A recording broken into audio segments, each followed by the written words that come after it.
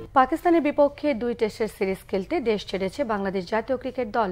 দেশ ছাড়ার আগে পাকিস্তানের বিপক্ষে টেস্ট জয়ের প্রত্যাশা পেসার তাসকিন আহমেদের। বাংলাদেশ দলের পাকিস্তান যাবার কথা ছিল 16 আগস্ট, তবে বিপিবির আমন্ত্রণে 4 দিন আগে পাকিস্তান রওনা হয়েছেন নাজমুল হোসেন শান্তরা। অস্থিতিশীল পরিবেশের কারণে ভালোভাবে অনুশীলন করতে পারেনি টাইগাররা, যে কারণে পিসিবি আমন্ত্রণ জানিয়েছিল সফর এগিয়ে নেওয়ার জন্য, যাতে করে সেখানে বাংলাদেশ দলের ক্রিকেটাররা নিজেদের প্রস্তুত করে নিতে পারে। 21 আগস্ট রাওয়ালপিন্ডিতে শুরু হবে পাকিস্তানের বিপক্ষে 2 টেস্টের সিরিজ। তার আগে বাংলাদেশ দল লাহোরে 3 দিন এবং রাওয়ালপিন্ডিতে 3 দিন অনুশীলন করার সুযোগ পাবে। নানা অনিশ্চয়তা সত্ত্বেও এই দলে রাখা হয়েছে সাকিব আল হাসানকে।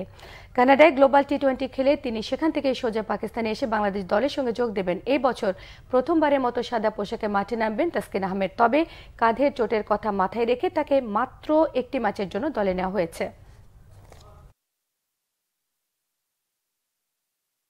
আমার শোল্ডারের প্রবলেমের জন্য আমি টেস্ট থেকে বিরতিতে গিয়েছিলাম, যাতে আমার শরীর ভালো থাকে এবং দেশকে যাতে লঙ্গার ভার্সনে ম্যাচ জিতাইতে পারি। এটাই অবশ্যই আমরা চাই, আপনারাও দোয়া করেন যাতে আমরা এই দেশের এই মুহূর্তে সব কিছু চেঞ্জ হচ্ছে, যাতে আমাদের পারফরমেন্সও ভালো হয় এবং সবাইকে একটু খুশি করতে পারি।